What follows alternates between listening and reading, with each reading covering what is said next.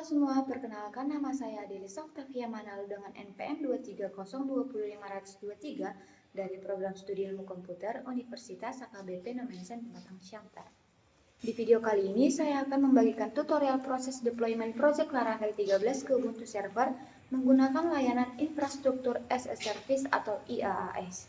Di video ini saya akan menunjukkan seluruh prosesnya secara bertahap, mulai dari konfigurasi Ubuntu Server, instalasi Nginx, PHP, MySQL, PHP OpenSSH, dan Tailscale, hingga proses memindahkan proyek Laravel dari komputer lokal ke server menggunakan CyberDAC. Terakhir, saya juga akan mendemonstrasikan live coding menggunakan Visual Studio Code melalui koneksi SSH. Tanpa berlama-lama, mari saja kita mulai tutorialnya.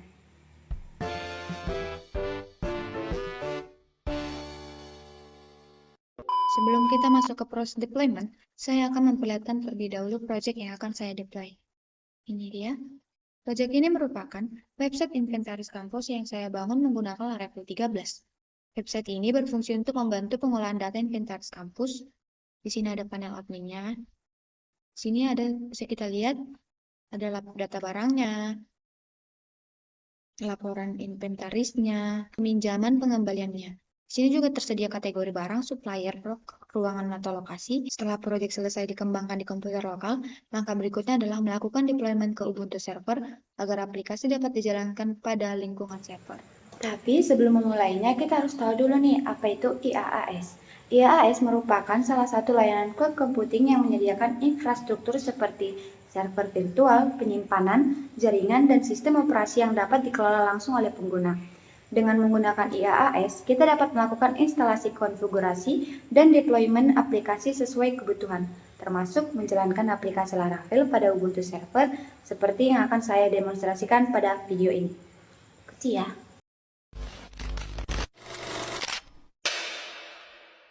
Nah, selanjutnya kita akan melakukan konfigurasi Ubuntu Server untuk proses deployment nantinya. Di sini saya sudah buat Ubuntu Servernya di VirtualBox.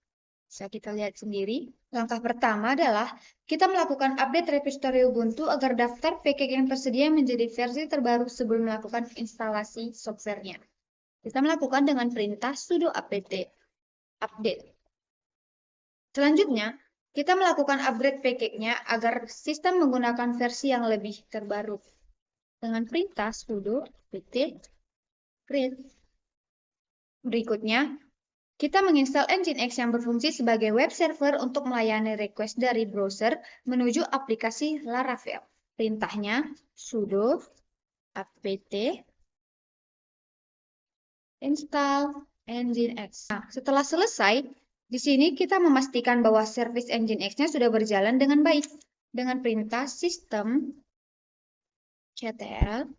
status Nginx. Nah, di sini sudah ya teman-teman. Nah, selanjutnya kita harus menginstal PHP beserta ekstensi yang dibutuhkan Laravel agar aplikasi dapat dijalankan pada server dengan perintah sudo apt install PHP. Nah, kita tunggu sampai selesai. Kalau sudah selesai, kita juga harus menginstal MySQL yang digunakan sebagai database untuk menyimpan seluruh data aplikasi. Perintahnya sudo apt install. Nah, setelah itu, kita harus menginstal PHPMyAdmin juga agar proses pengolahan database menjadi lebih mudah digunakan melalui browser. Dengan perintah sudo apt install PHPMyAdmin. Selanjutnya, kita menginstal Composer dengan perintah. Nah, ini adalah perintah untuk menginstal Composer. Apa sih Composer? Composer merupakan dependensi manager yang digunakan Laravel untuk mengelola library atau package yang dibutuhkan aplikasi. Setelah kita enter, kita juga harus mengetik perintah Composer. Tidak pakai spasi, teman-teman. Nah, setelah Composer min setup.php, kita juga harus mengetik perintah php composer min setup.php. Setelah ini, kita juga harus mengetik perintah sudo mv Nah, ini adalah perintah terakhir untuk menginstal komposernya. Setelah itu, kita harus menunggu sampai selesai. Setelah proses instalasinya selesai, kita harus memastikan komposer telah berhasil terpasang dengan mengecek versinya. Perintahnya komposer min version. Ini kita enter aja. Nah, kita bisa lihat kalau komposernya sudah terpasang. Berikutnya, kita menginstal OpenSSH Server agar Ubuntu dapat diakses secara remote menggunakan protokol SSH dari komputer lain. Dengan perintah sudo apt. Nah, berikutnya kita menginstal OpenSSH Server agar Ubuntu dapat diakses secara remote menggunakan protokol SSH dari komputer lain. Kita membuat dengan perintah sudo apt install OpenSSH min server min. Nah, setelah selesai, kita melakukan enable pada SSH dengan perintah sudo. Lalu, kita start dengan perintah. Nah, yang terakhir kita harus ngecek status SSH-nya sudah aktif atau belum. Kita masukkan perintah. Nah, di sini teman-teman bisa lihat bahwa ini sudah aktif ya. Nah, selanjutnya kita harus menginstal Tailskill untuk menghubungkan komputer dan server melalui jaringan privat yang aman, sehingga server dapat diakses dari mana aja. Dengan perintah ini, teman-teman bisa lihat, setelah kita enter, kita juga harus mengetik perintah sudo. Nah, nanti ketika di enter, biasanya sudo Tailskill API ini akan muncul link, tapi karena saya sudah pernah menginstalnya, kemungkinan tidak diberikan link lagi. Untuk membuktikannya, kita akan melakukan login lewat PowerShell. Di sini kita ketikkan SSH, root sebagai username-nya, dan alamat IP ini akan muncul saat kita membuka link dari sudo Tailskill app yang tadi kita lakukan. Kita enter. Nah, di sini akan diminta password. Password ini kita buat saat proses instalasi Tailskill yang tadi. Nah, untuk membuktikannya, kita akan melakukan login lewat PowerShell-nya. Di sini kita ketikkan SSH root, dan alamat IP ini akan muncul saat kita membuka link dari sudo Tailskill app yang tadi kita lakukan. Kita enter. Di sini kita akan diminta password. Password ini kita buat tadi saat proses deinstalasi Tailskill. Nah, di sini bisa kita lihat kalau server Ubuntu kita sudah terkoneksi dengan PowerShell di komputer lokal kita. Nah, selanjutnya, kita menggunakan CyberDuck untuk memindahkan file project Laravel dari komputer lokal ke Ubuntu server melalui koneksi SFTP. Makanya, kita buka CyberDuck terlebih dahulu.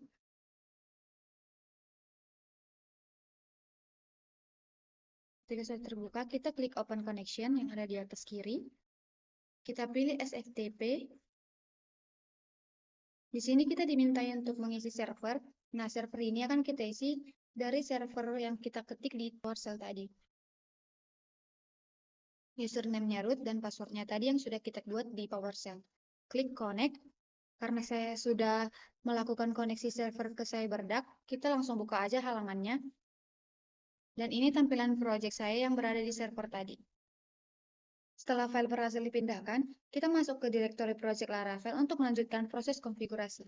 Kita kembali lagi ke PowerShell. Nah, di sini kita harus masuk ke project kita dulu. Oke, selanjutnya kita menginstal seluruh dependensi Laravel berdasarkan file composer JSON-nya. Dengan perintah composer install. Setelah berhasil, kita membuat file env sebagai file konfigurasi aplikasinya. Dengan perintah cp.env.example.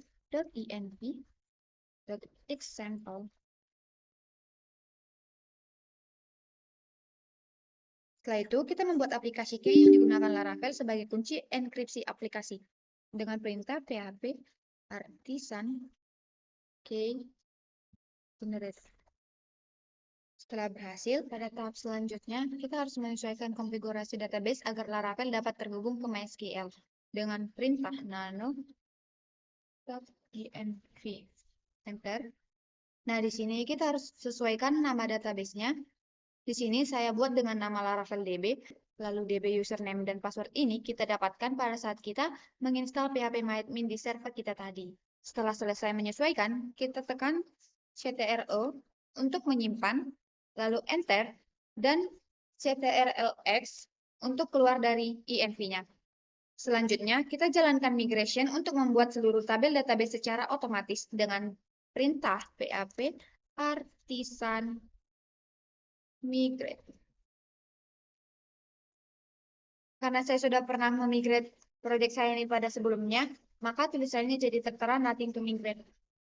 Selanjutnya, kita mengatur hak akses pada folder project agar Nginx dan Laravel dapat membaca serta menulis file yang diperlukan. Setelah ini, kita lanjut dengan sudo.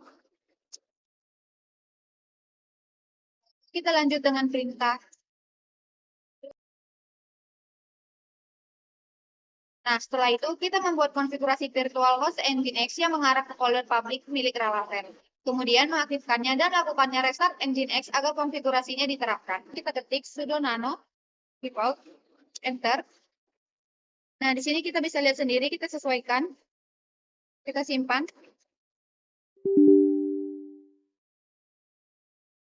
Kita enter, lalu kita ketik lagi perintah sudo n. Itu kita ketik lagi sudo system.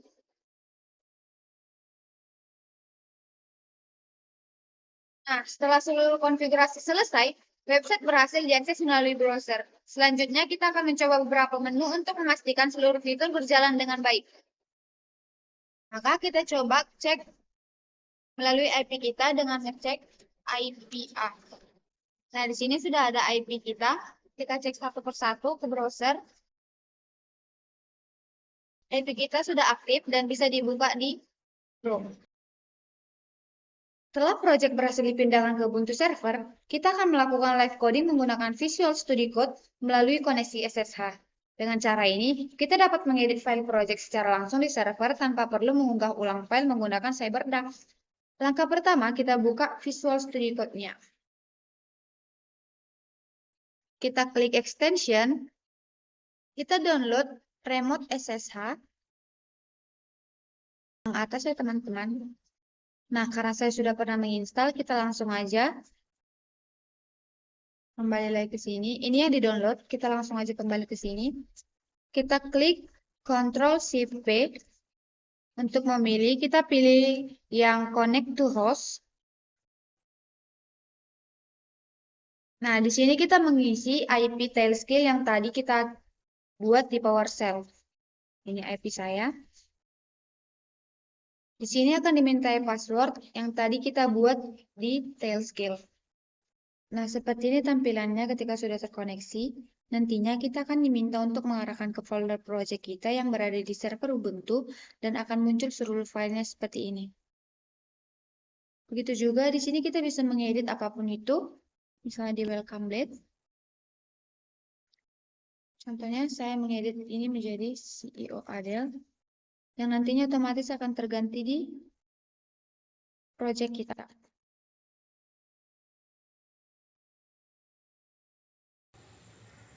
Nah, sampai sini proses deployment project Laravel 13 ke Ubuntu Server telah selesai dan berhasil dilakukan.